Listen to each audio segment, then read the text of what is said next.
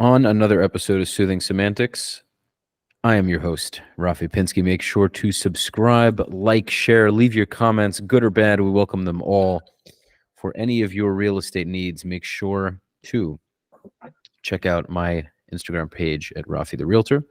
For mortgages, if you need any sort of funding, make sure to check out Summit Funding, where Mr. Florez can be found. His Instagram handle is Real Juan Florez. I will drop it in the description. Definitely reach out to him for any of your needs. Juan, thank you for coming, man. Pleasure having you.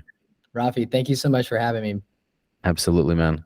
So to give a quick briefing, a quick introduction, Juan is a real estate investor. Okay. He is a loan officer with Summit Funding. Very important. He's bilingual. He mentioned that. I'm assuming it's French and Chinese. Those are the two languages he speaks. He's well. I know, dude. I know my shit. He's a well-traveled guy. He fools you because you would think it was English and Spanish because he's Colombian, but no, he doesn't speak English or Spanish actually. So it's AI right now. That's how he's communicating with us. Yeah, you got to keep them on their toes. Right. They can't, dude. No, they can't know your next moves, man. You can't know your next moves. Yeah, I love when that was a thing for a while. You know how like every reel was that thing. And like it's just and they switch and then they're like, hey, yeah, they keep doing different shit and you can't figure it out. Now it's becoming that you know what I'm seeing like crazy is that I don't know what song it is. It's like a reggaeton song, and you see there's either a girl with her boyfriend. She's in a car, and then she rolls down the window, or she like sticks her face to the window because she misses the single days. That's become like a very popular thing. Yeah. You know. Yeah. So give us a little bit of a story of, dude, are you in, it's a silly question, but were we in the same state, dude? I'm in Tennessee. Oh, I don't know why I thought you were in Florida for some reason. It looks like I'm in Florida. Just from, you know what it is, man? It's your vibe. Tennessee is a pretty chilled out spot too. But when I look through your Instagram, you just look like a Floridian. Yeah. Yeah. You kind of give off that vibe. Where in Tennessee are you? So I'm in Chattanooga, Tennessee. Very, very calm. It's like a big little city. It allows you to like get a good part of like the outdoor vibe, and then you got a good city vibe just without the traffic. It's pretty nice. Okay, that's cool. So, but it's probably a lot less hectic than Miami. Oh, like very less hectic than Miami. Yeah. All our bars here close at 3. If that, they don't keep going. I mean, no, you do have a lot of places that are open through the night in Miami. I mean, there's a nice list of them, but it's not. I mean, this still isn't New York. I mean, it's already kind of become that. I can't really say that, but New York is it's still a different animal. Like the traffic is bad here. It's not as bad as New York. It's not there yet. Will it get there? Probably, but it's not there yet.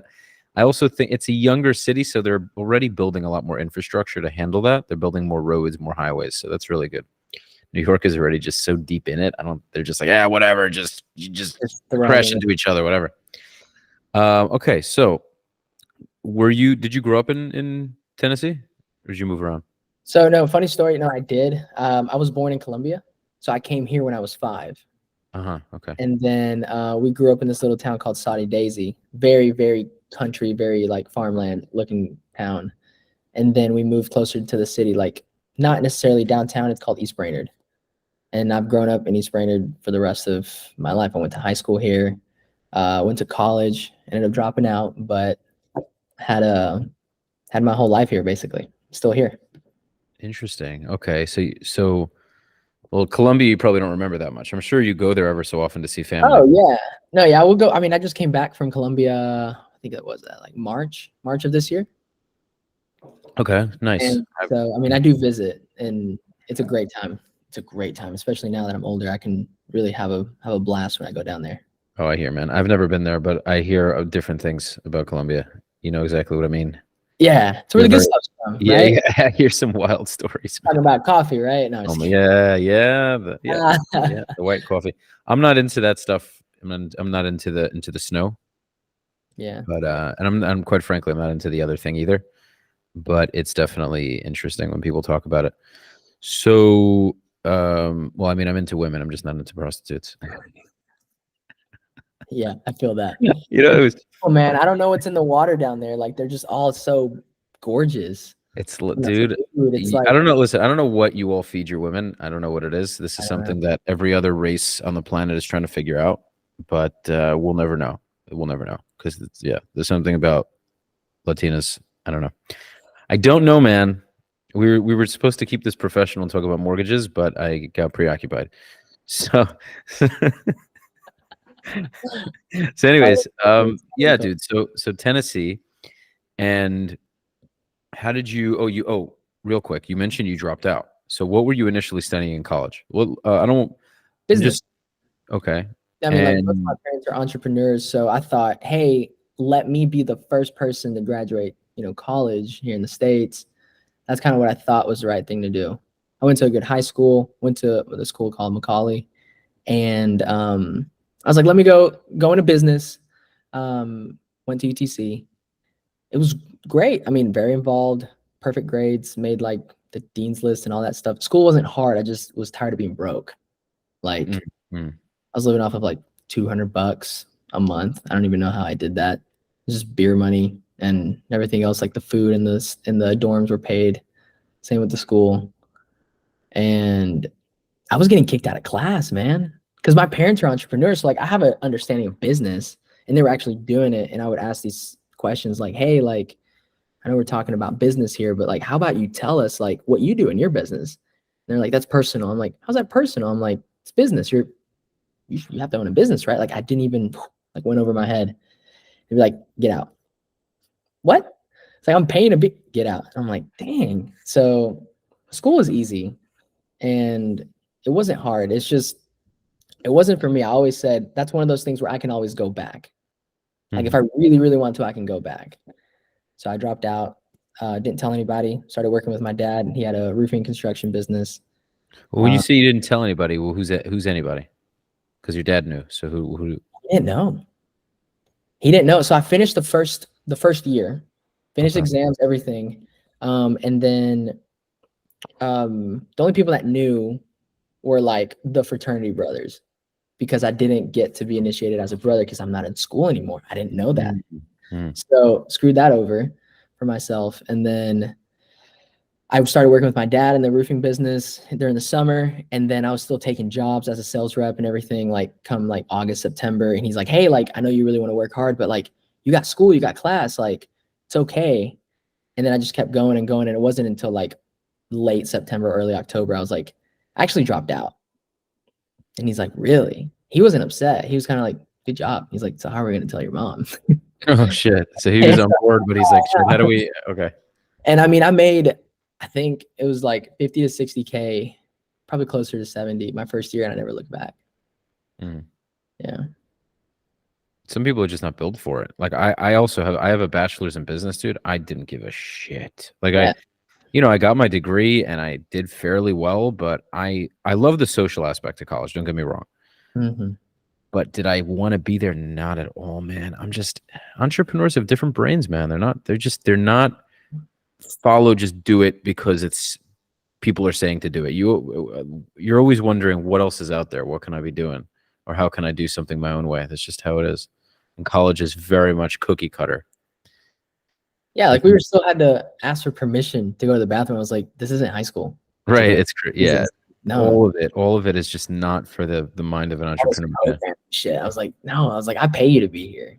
Like, I pay your salary. I pay here to learn. Like, I'm not required to be here. Right. To my class. Oh my gosh. Right. No, it was good. It was good. All my friends, like 2019 was like our graduating class. Some made it past that, like 2020. They're graduating. I have rental properties. I'm like starting businesses. And they're like, how are you doing? I was like, great. I got no debt. Like, you guys are graduating, can't find jobs. I was like, man, y'all are my heroes though. Like, honestly, anybody that can finish college, like, you're my hero, because those late 3, 4 a.m. Adderall, coffee'd out, trying to study for an exam. You couldn't pay me money to write a paper right now. Like, forget about that. You could not pay me enough to write a paper. I was like, you guys are my heroes. Like, I don't know how you did it at all. Yeah.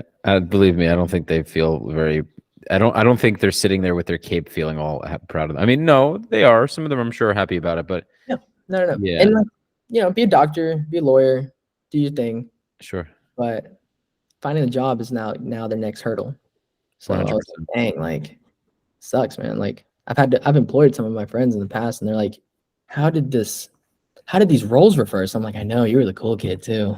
I was like, You said that? Oh my they god. tell those stories, you know, like when you're growing up, it's like, don't pick on the nerds because the nerds are gonna be your bosses. And I was like, oh shit.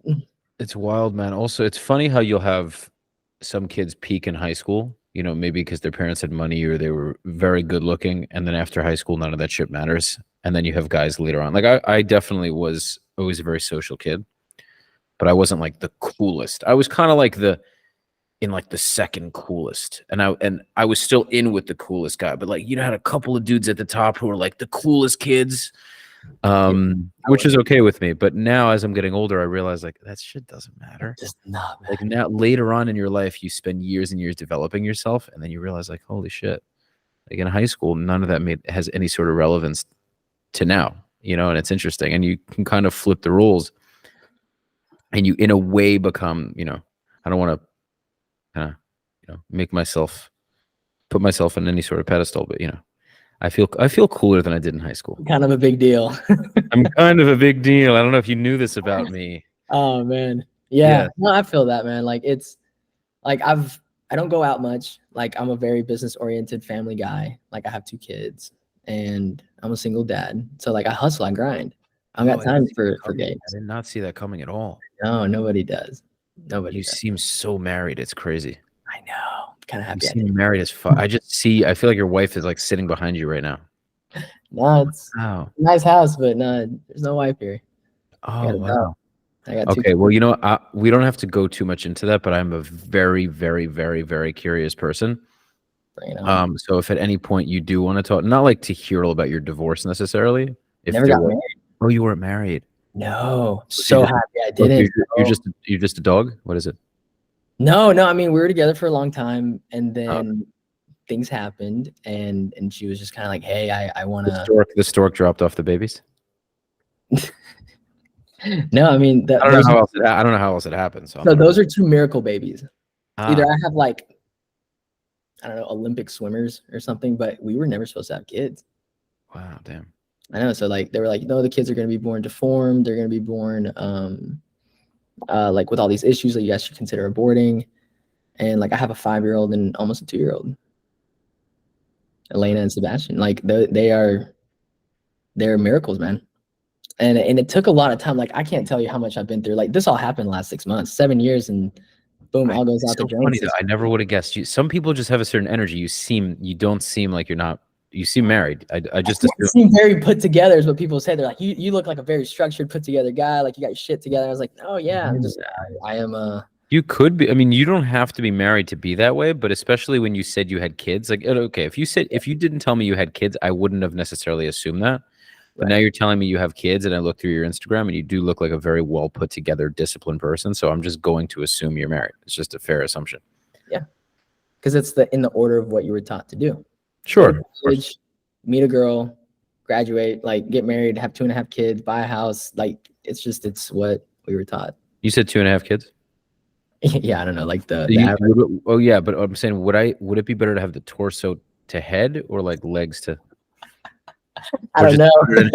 Cut it in half, like down the middle. Like just you give like your half daughter to your wife. Like, all right, this is 50-50 custody. It's much easier that way. This way, you get this half all the time. You know, you fucking mutilated my child. No. You don't understand. You don't understand. It just doesn't matter. You do your thing. Okay. Anyway, so give us a little bit of an idea of what kind of real estate investment you have invested in. I'm not like a huge real estate baller. I mean, I've mostly helped my dad amass his rental properties, which is what got me into it. The way I tell the story is like, you know, I started in construction, made really good relationships with remodelers, like the actual labor force, like the workforce, the crews that everybody needs that can do the work. Became really good at that, and then made a lot of my money there. I started to see how easy it was. I wholesaled a deal not knowing what wholesaling was. I was talking to an investor in Colorado, he's like, hey, I need you to come and check out this roof. And I was like, great. Like, how would I meet you? Like, I want to go over what I found. He's like, oh, just call me. I'm not in town. I'm like, what? He's like, yeah. And then he was telling me about real estate. And this was back in like 2016, I think. Mm-hmm. But yeah, I'm investing in real estate. I'm looking for these kind of properties. And then I went to somebody else's house.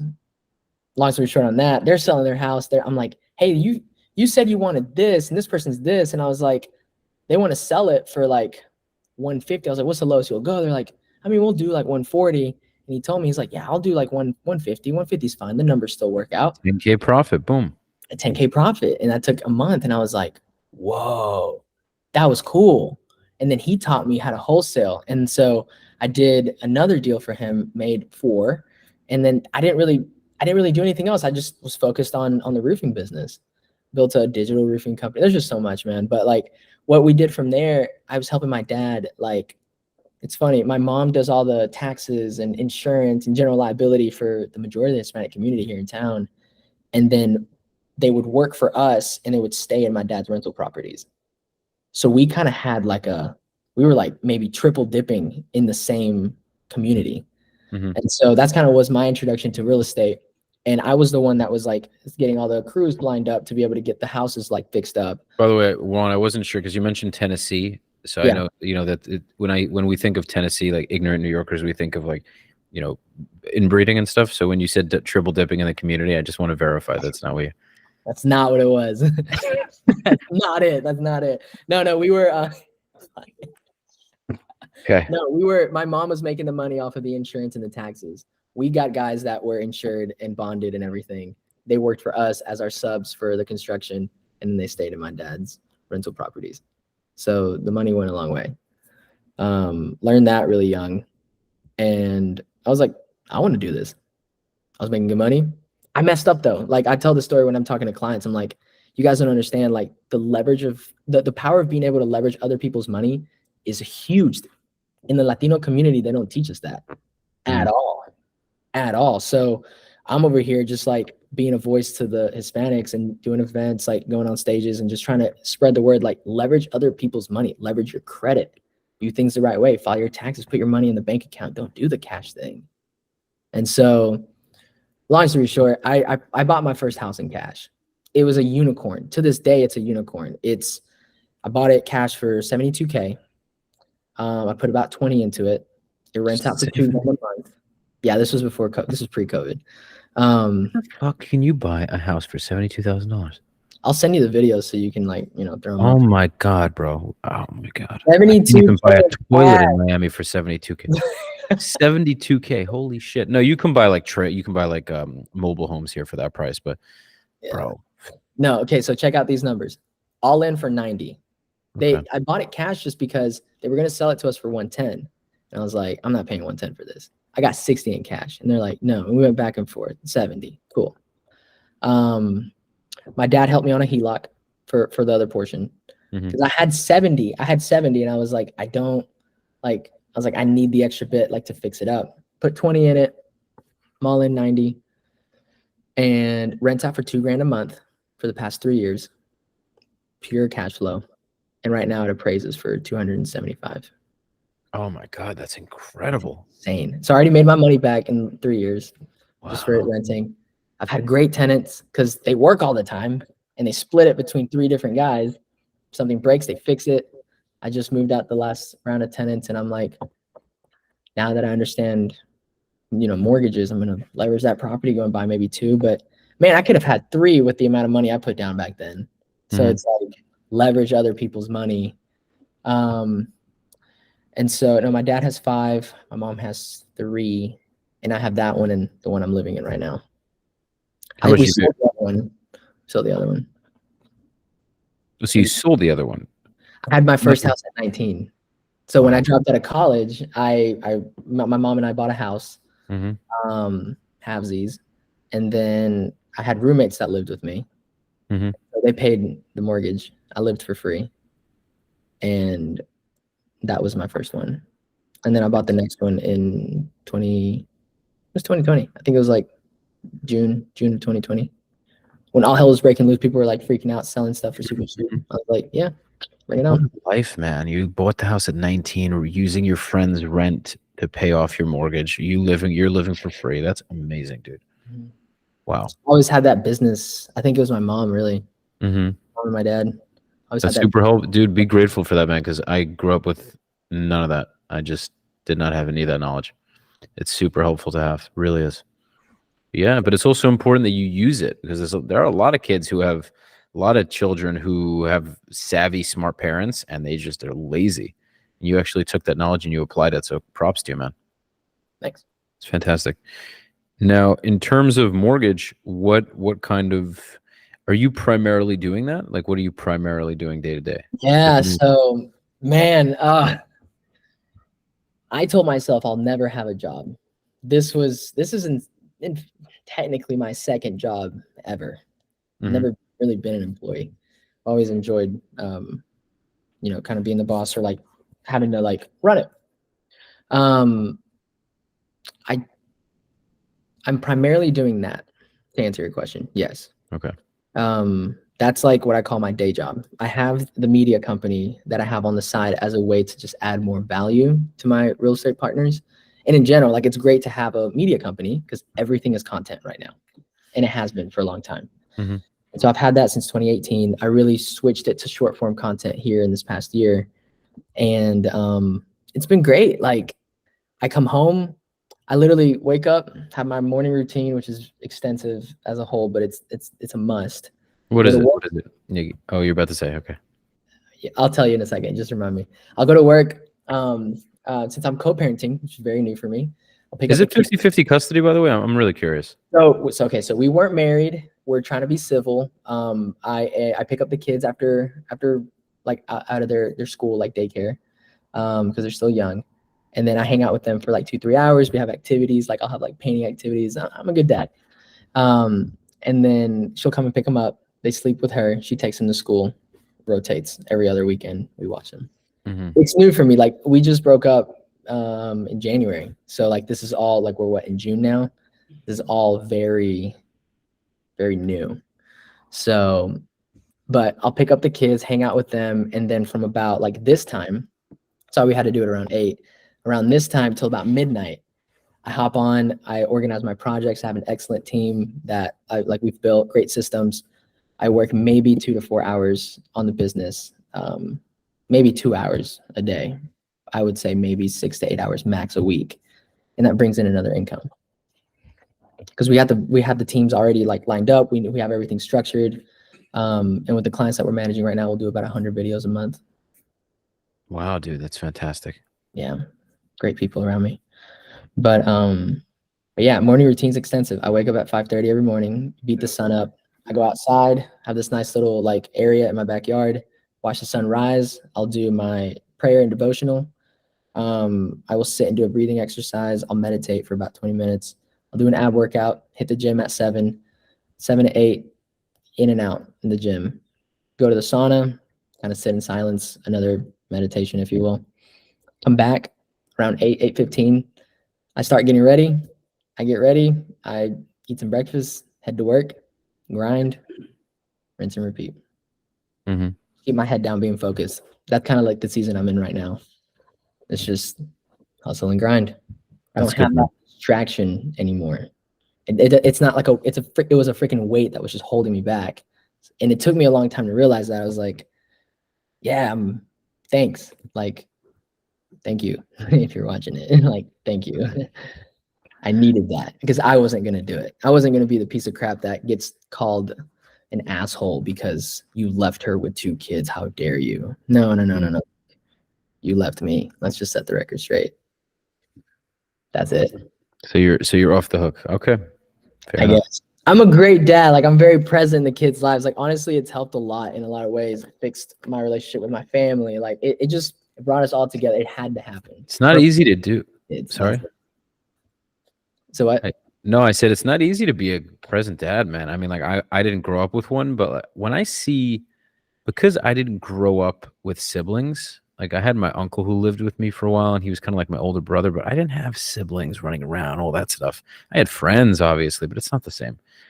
So when I think about being a father, I have a buddy who's a realtor. Shout out to you, Moshe. His name is Moshe Goodman. And The last name is very fitting. He's just such a present dad. He loves hanging out with his kids. He's got 2 little kids. He's got a little daughter. I don't know how old she is. Maybe like 5, 6. No, maybe I don't even know. Maybe she's younger than that. And then he's got a little baby boy, like maybe 1-ish or something. That's Adorable kids. Adorable kids, man. And he's so involved, dude. Like it's not just like, oh, okay, daddy duties. Like he loves it. He goes to Disney World with them, just them two. Just his little kids. He'll go to Disney World like often. And he'll be in the car, making Instagram reels, Instagram stories. And he loves it. It's not like, oh crap, I'd rather be with the boys. Like he really, I don't think that's as common as people think it is. When you have a woman in the house to share, when you have a woman in the house to share that duty with, you can kind of put her on her at certain times. You're not in the mood, but he's just stoked. He'll do anything with them, and he's having a blast. You can tell. Yeah. And I really, really want to learn from that. I think once I have kids, I'm gonna love being with them. Dude, I love being with that. But it's I could see it being tiring though. You got other stuff in your life. So people like you, people like him, anyone I see is a very present father. When I have kids, I want to take some tips from people like you, because I always want to. I really do believe in my father abilities. I really, really do. I think I'll be great, but I want to be very present because I didn't have that growing up, and I want to make sure they have it. So there's 2 sayings that I use that keep me going on it. It's like, number 1, the kids did not ask to be here. So you're damn right. Owe them everything. They don't owe you shit. You owe them everything. And it's not about giving them everything that you never had. It's about teaching everything you never knew. Couldn't that be argued though? Meaning, yeah, they didn't ask to be there, but in a way, if you bring them into a beautiful world, I mean, yeah, they didn't ask for it, but at the same time, you can look at it both ways, right? Like you're the gift to them and they're the gift to you. I mean, I don't think it's only one-sided thing. I don't know. I haven't overthought it. I just kind of see it that way. I'm like, okay, they didn't help it happen. Like, oh, it's not. They didn't ask to be here. I was like, that's fair. That's fair. But no, I mean, yeah, they're a gift either way. It's a blessing. Like most people don't realize, like for me, the kids saved my life. Like if I was still in college, didn't have that like kind of like responsibility, I didn't have to grow up kind of quick, I'd be in drugs and alcoholic, like not at all where I'm at now. I just sent you some pictures of the kids because you don't know what they look like, so they're in your inbox. That's cute, man. That's sweet. Yeah. No, dude, happy to be a dad. I honestly, like, I love it. And I have a great family. We take really good care of the kids. Like my mom is very involved too. And like, it's just awesome. Like it's helped us get a lot closer. Like the time that I have with the kids now is so intentional. It's like so focused on them that even though I only get them every other weekend, even just the 2-3 hours that I get them after school, it's just so intentional. It's so rich. It's so pure that like, I guess I know I'm the fun parent, but like they have a great time when we're together. Like throwing her under the bus. She's just not as fun with the kids. It is what it is. No, it's tough. I mean, we both have responsibilities, but like she doesn't want to listen. She doesn't want to run through the muddy puddles with your kids. It's understandable. I guess so. But I mean, like it doesn't cost much to have fun. It's just sit down on the floor and like play with the toys. Like I'm not saying I don't know what she does or doesn't do. I really can't speak on that. I just know that like I know what I do, and I know that I live in their world. They're curious. I explore the curiosity with them. I live in their world, and I teach them so much stuff, like puzzles and all these other things. Like, I'm cooking and I have like them next to me. They're just watching. And I'm like, they're just with me every second. They're just like taking it all in. They're like, whoa, everything's cool. Like they're like, whoa. And I'm like, yeah, that was an egg. Crazy, right? They're like, wow. I'm like, snap, y'all make me feel so good. But yeah, brother. That's awesome. I run their Instagram pages too, so it's a nice way to. Oh, you started them off with like Instagram pages, so by the time they're our age, they'll be like all blown up. Yeah, they'll be getting brand deals by the time they're like 16. I hope so. Crazy. I wonder where things will be, man. Like, I don't know. We're going to a bunch of different topics. Like, honestly, I was gonna get into mortgages, dude, but I think this is so much more interesting. Mortgages are fun. Like mortgages are cool, man, but I'm getting to know you as a person. That's the funny thing, by the way, with my podcast. I talk about these things. I understand on a very simple level real estate is interesting, meaning business, entrepreneurship, investment. These are important things. People do want to hear about these things. That is usually not the sort of content that's getting 300,000 views on a video. It's just not, for the most part. So it's not that I very much talk about things that I have a passion for. I don't just run after the algorithm. I'm very, very much about having a genuine conversation with whoever I'm talking to. I had this debate with a friend of mine about this because he's like very pro the algo, which is good, which is great. You want to grow your channel, understood. My most important thing is I'm going to play the long game. I'm going to do what I love to do. Of course, I focus on those things. I'm not just going to be another channel that just follows trends. It's not what I'm here for. Like, I want to get to know people, network. Yeah, talk about trending topics if I care to talk about them. I'm not going to talk about something I give two shits about just so I can get a bunch of views. It's just not me because it's inauthentic. I'm not going to come. I'm going to seem fake, I think. I can see that. Is that valid? That's my take on it. I think it's very valid. I mean, doing content, I always tell people, like, your input, I can't take credit for it. It was 100% Hermosi. He laid it down really well. He's like, your input is the content. Your output, it's not the likes, the comments, and the shares, it's the audience. Your audience is what compounds over time. And that's ultimately, like, some people call it the Mr. Beast effect. Like, he can say, hey, I'm going to this place, and then 100,000 people show up. It's the audience. It's making really good content, being yourself, being authentic. People can feel that. They can feel the authenticity and the transparency when you're talking to the camera. Very much agree, dude. And all these people who lasted for many, many years. So you mentioned Mr. Beast. All these people who are long time content creators, I don't think that was their main focus. They just did shit that they love to do. Yeah. Mr. Beast is a humble dude. He makes these crazy videos, but he was the pioneer. All of these people. You have Casey Neistat. You know who I'm talking about? One of those other huge YouTubers. He didn't even monetize till he had 100 million views. Like, that's how they are. They just made stuff that spoke to them, and they just went with it and just threw darts at the wall, and it stuck. You know, they just kept going and going and going and going and making more and more content. So that's what I like about these people.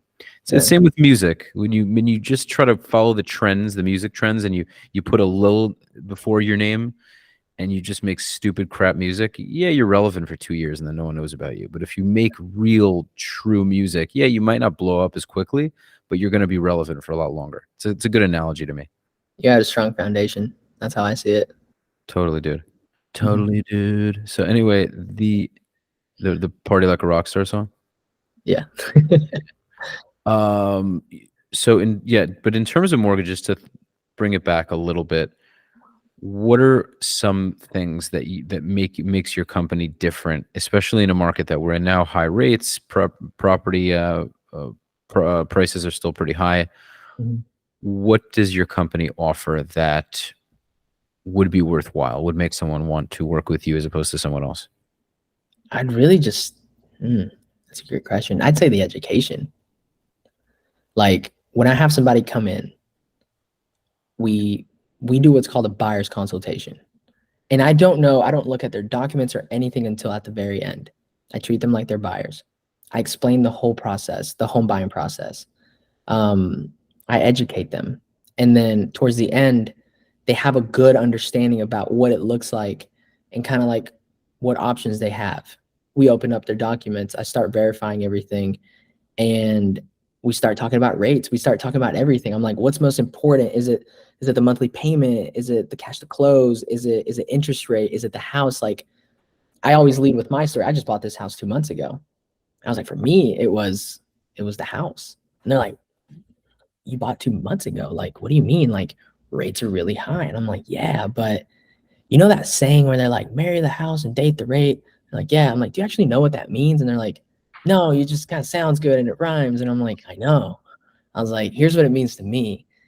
This house right now, I'm like, do you think in 3 to 5 years, like, it's going to appreciate in value? They're like, I mean, yeah. I'm like, okay. What about interest rates? Do you think interest rates are going to go up or down in 3 to 5 years? And they're like, well, hopefully down. I'm like, okay. Let's pull the amortization schedule. Let's look at how much interest you'd pay in that time, and then just take 3 to 5%, which is what it appreciates for. It's easier when I have like the numbers. I'm like, do you think you're going to pay more later and have less competition when rates go down, whenever you said 3, 4, 5 years. I'm like, or would you rather secure the house now, and then that appreciation goes into your pocket? You're paying down the mortgage, which is equity, in your pocket. You're getting the tax benefits, which is money in your pocket. I was like, and then you just refinance later. And they're like, what? So it's really easy when you put numbers. That's why we'd like to sit with everybody and just really educate. First, you have to qualify. So it doesn't matter if you really want to buy a house. You still have to qualify. You have to have the right financials, if you will, just to make it past that point. And then it's about looking at a good investment, the creativity behind it. I don't get paid unless you get a house. So it's in my best interest. I always say, like, even if you don't qualify on the spot, I'm going to create a plan for you. I didn't realize, since I'm new to the industry, I didn't realize how many people actually just said, sorry, you're not approved. And like, that's it. And I'm like, how long are you doing it for? So officially, I got licensed in the middle of February. And since then, I've had 90 something people come through my office. Wow, dude. I know. I mean, because I'm a marketer at heart. So like, when I learned that in this industry, you're like, oh yeah, you rely on your realtors and like, they send you leads. And I'm like, what?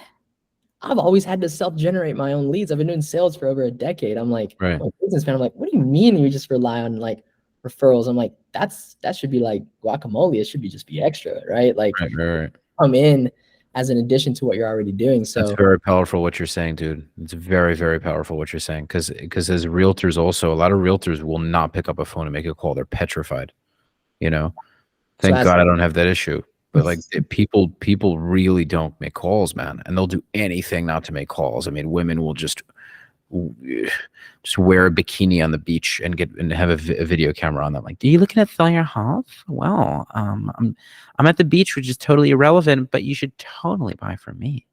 And it works. And I can't work. So like, I gotta get creative on how I can do this. So, I mean, through the help of my compliance team, and because I have the short form content background, I was like, hey, how about we just start cranking out content? I'm going to self-generate my own leads. I'm going to build this reputation in the industry as the guy that passes out leads to realtors. I'm like, hey, I got 3 pre-approvals. Like, here's one for you. Here's one for you. Here's one for you. I'd like to make a relationship. I've checked out your numbers. You close deals. So let's grind. Like, but I mean, it's our process, man. Like, I didn't realize how much education and how much they actually pour back into us. I came from my first job was a very toxic environment. I didn't know. I mean, working construction with your dad, you get pretty thick skin. Like, you can't really get offended that well or that easily. Right. And from the last job, I was a top producer there too. Got very toxic. I couldn't continue. Okay. So, well, if you were top producer, what made it toxic? The EVP was a very, very racist bastard, to just keep it frank. And like, you do a really good job. I never missed a quota. I was there 6 months, and I was already training people, growing the team, which was his job. Okay. They'd have a requirement like you have to make 30 calls a day. I'd make 50, and then the next day I'd make 40. I'd always do exactly what I was told. And he's like, you made 50 calls yesterday. Why'd you only make 40 today? I'm like, bro, get off my back. Like, I was micromanaged. And we got into it one day, and then he was humiliating me, and he asked me to apologize. And I was like, I don't regret what I did. I was like, I didn't do anything wrong. I did what was best for the client. And then he just said what he had to say. And then he's like, get your shit and get the fuck out. I was like, okay. Well, what did he say about what racist component? Like, he said something about you being. Oh, I would close a $20,000 deal, which our quota was like 10 grand. I'd close a big deal. And what he would do is he'd take the contract and he'd put it on Instagram and he'd put a song behind it. Mine were all of these like raunchy ass Mexican songs. I was like, you motherfucker. I was like, I just closed a big ass deal. I was like, why are you like, what the fuck is this? It's like, it's not. And there was all these little Mexican jokes here and there. He's like, I'm not racist. My wife is Hispanic. I'm like, you're white as can be, brother. Like, what do you mean? Like, yeah, but how do you know he wasn't joking? Because I do that stuff with I'll make cultural. But we weren't cool like that. Okay. I make culture. Cool like that's kind of my in, by the way. Like, of course, I test the waters. Because I don't want to insult somebody. But like, yeah, I have a buddy, another realtor who's Mexican. I make jokes with him all the time, and he makes, he He doesn't really make so many jokes on with me. He's just not that. I mean, he does. Yeah, I mean, with That's the other not true. guys, like we were all really cool. I just didn't really like him You because just didn't like him. I really Yeah. didn't. Like it Yeah, was when you don't like somebody, none of this shit's funny. But not if you funny. like them, yeah, if you vibe with them, then you don't take it seriously. That's what We I tried, find. and it was like not fun. No, but everybody else, like, yeah, we kick it. We have a good time because I knew like they're cool people. Mhm. And like, but no, this guy was an asshole. But So it funny. is what it is. I learned a lot from that. But I got finally in a good environment where, you know, like they're pouring back into you. They want you to succeed. Like they're not giving you advice that's gonna like make you like do something stupid or get in trouble or whatever. And it was very hostile. It was very toxic. It was very boiler room vibe sometimes. Not always, just sometimes. I totally hear you, man. I totally hear you. Yeah, the But office environment makes a big great, difference. great resources. I got to train with Grant Cardone, like his training programs. I Oh, went nice. through a lot of stuff. I overcame, like it wasn't all bad. It's just when it came down to the performance and the money and getting paid, there was always something. And I was like, man, why is it that I was like, I don't want to deal with this. I was just give me my money. Like I worked hard for this. But yeah, I mean, I'm happy where I'm at because they're training. We got coaches that like really pour into you. We have a great team. We have great processors. Things move quickly. Like I want a deal to get, you know, close in 14 days. We have what's called like a TBD underwrite. Our processors will get on it. We'll close in 14 days. That's like as good as cash. So Yeah, absolutely. yeah. 2 weeks is super fast. Yeah, that's extremely, extremely important. And That's we're go ahead. Sorry. No, I said it's a big selling point. I can't say you're the only one that does that, No, but that's a super valuable thing. Yeah. Yeah. And the only other thing else I can think of is like we're a banker, we're a broker, we'll seller servicer. So if we can't do it in house, we'll originate the deal and then broker it out. Like we want to cater to our realtor our partners in general. Mhm. Find the solution, give the people what they need, and like get it done. Like everybody can typically do the same stuff. We're like willing to because we can handle it and we want to. So that's all. No, that's awesome. That's fantastic, guys. Summit Funding. If you need your funds, whether in Chattanooga. I'm gonna grow the page. It's one loan away. Right. That's I have good. to do a little play on words. One loan. If you want to have a Chattanooga with Juan, he's only one phone call away. Yes, indeed. Yes, indeed. So, sir, if there is something else you'd like to share, now is the opportunity. If you wanted to let any of the listeners know anything or ask me something. Yeah. What's your biggest goal for this year? Oh my God, dude, I have so many. I definitely want to buy something. I haven't. I'm a little later in the game. I definitely want to. So that would be great. One investment property is very, very high on the list. I have a bunch of things, man. I really do. I have a bunch of things, and I'm going to get all of them done. I want to get married. I'm not necessarily in the next year. I want a little more time. Definitely sometime soon. You know, have a family, get a property. We don't have to list all of them. There's a part of me that kind of likes doing it quietly and then just making it happen. Those two are very high on the list. Can I share something with you? Sure thing. So when I used to get asked that question, I didn't know what to say. You got a board? Yeah, well, sort of.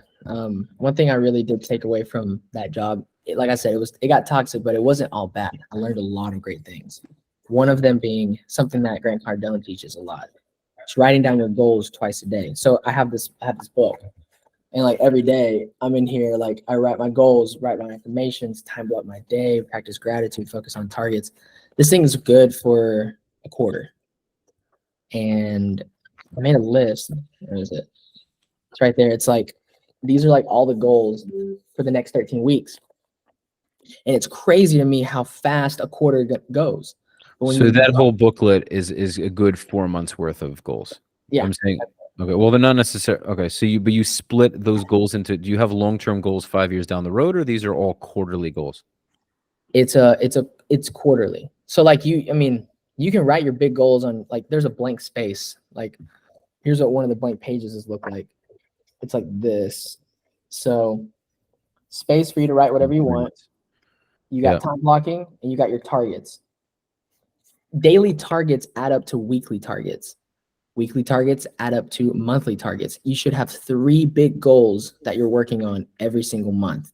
And if you really think about it, you could have monthly targets that add up to yearly targets. So what I learned from Cardone was do the math.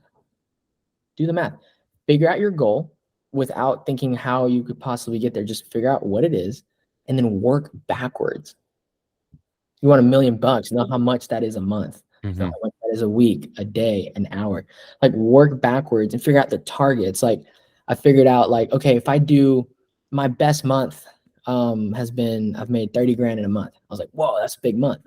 And I was like, what activity did I do to make that? Like, what was the KPI? Was it phone calls? Was it text messages? Was it meetings? Figure out the math, multiply it, like either 10x it or double it. And then go, okay, like if I do these daily activities, now I don't have to worry about this huge goal. I'm focusing on this small bit that I can chew off. And so it's like, if I just do these targets every single day, I'll accomplish my weekly goal. And if every week I'm marking out something off of my bucket list, something that I just want to achieve, sometimes we over plan for a year and then we under plan for the next 5, right? Like we hear that all the time. So it's like, just start somewhere, get consistent, and stay focused on like what's important. And then those little daily habits will add up over time. And then you'll be scratching off big goals off your list without realizing it. But it's because you kept it top of mind every day. Super valuable, dude. Yeah. Gary Keller with Keller Williams has this very written out. He talks about this all the time. You know, working backwards, planning for your first year, your first 3 years, your first 5 years, having everything organized. So yeah, dude, it's a very good point. I don't write them down nearly enough. I'll do it on occasion, but I barely do it. And I really should. Yeah. It's not the same. It's not the same. I hired a neuro coach out of Miami and he tells me, he's like, it's not the same. He's like, you really need to like write it. Your hand. God, you have to be your brain, your hand, everything has to be in sync. Yeah, that makes sense. It's a different connection. Twice a day. Yeah, no, that's good. I should start doing it. I'll do it today. I'll commit to it today. I'll send you a link. I mean, it's cheap. Like they're like $10-20, but it just, I'm not a journaling guy. I'm like I just don't do that. And so when I started doing it, my goal was figure out what I want. I wrote that twice a day until I got so tired of writing that. And that's what happens. It's like you either do it or you revise it and you're like, this isn't actually something that I want. So like it takes time. It took me I think a whole 2-3 months to really figure out what I wanted. And after writing it down every day intentionally, I was like, I'm kind of tired of writing, I want $100 million in real estate when I haven't even broken the million yet. I was like, maybe I need to revise that into something that actually gets me motivated, doesn't feel so out of reach, and like figure out what the math looks like to get that and what my daily habits need to be. So that makes sense. And that's why it's also good to do it quarterly, because you say 100 million is very far-fetched right now, you know, then that's something I'm sure you plan on getting to. But you say, okay, so if I'm not at the million yet, I want to get up to 100 mil. Let's set something quarterly, or let's set something in the next year for, you know, say $500,000 or $1 million. And then this way you can start to double, triple, quadruple, 10x, 50x that over the course of several years. More properties to leverage, refinancing those properties. Yeah, you have a monthly part, right? So you have 1, 2, 3 months, which is the 13 weeks, if you will. If you're like, hey, one of my big goals that I want to accomplish this quarter is I just want 1 property. So it's like, okay, what's the goal? Okay, what motivates you? Like, why do you want to do this? What are the metrics behind it? What actions are going to get you to that goal? It's like, okay, I need to look at, 2 properties a day, every day this month. And so now you're in your daily, right? And you're like, your target is like, today, one of my targets is I just need to look at 2 houses. That's it. Submit an offer. And then it's like accountability. What structures are you going to put in? What structures can you put in place for yourself to make sure this actually happens? Accountability is huge. I mean, I didn't realize it as a business owner that I didn't have accountability. I'm the boss, right? So like nobody should tell me what to do. But like when I tell somebody, this is something else I learned from that job. It was like accountability is important because if I say I'm going to do something, that's the surface level of accountability. If I tell you about it, I'm like, hey, Rafi, I'm going to close 5 loans between now and August. It's like, okay, hey, awesome. What are you going to do about it? It's like, okay, I'm going to make this many calls a day and I'm going to do this. And I'll close 5 loans. That's the second level. Deeper level is, hey, call me every day and ask me if I made my calls. And then in August, ask me if I actually closed the 5 loans. If by now in August, I didn't do the work that was required to do that, then you really don't want it. You really don't want it. And it takes a lot to find like that accountability circle where people are going to hold you to what you said you were going to do. But it's the difference between doing it and not. Anytime I've asked somebody to keep me accountable, even if they tell me or not, or ask me or not, I literally told them I'm going to do this. And hey, come check with me if I actually did it. Call my shit. It's a different execution, if you will. Yeah, keeps it top of mind. But yeah, I can talk for hours, brother. I mean, this was great. I really appreciate you having me on. Dude, you're spitting so much awesome knowledge, man. Really, it's fantastic. Thank you, man. Thank you so much. Of course. I don't know how if you want to end this off with the Chinese. Ni hao. Hello. You speak a little Chinese, which is funny. It's impossible to impersonate Chinese without like probably offending them. But hey, no, I love you. Hello. Not you, but yeah. So Mr. Juan Florez, thank you, bro. Thank you for coming. Really was a pleasure. It's a pleasure getting to know you, man. Honestly, thank you. I'm going to take a quick pic for us because this has been dope. My dude. A pleasure. Keep in touch. You got my number, man. Absolutely. So we're going to wrap this up. Ladies and gents, really, really glad you made it this far. Make sure to subscribe, like, and share. Leave your comments for all your real estate buying, selling, investment, and renting needs. Give me a ring. You can find me at Rafi the Realtor. You can find the real Juan Florez. Real, was there a the or just real? It's just real Juan Florez. Real Juan Florez. With a Z. With a Z. With a Z. Okay. He does not actually speak Chinese. It is English and Espanol. So for any of your mortgage needs, for any of your video editing needs of any kind, make sure to get in contact with him. That has been another episode of Soothing Semantics. Stay tuned for the next one. Peace.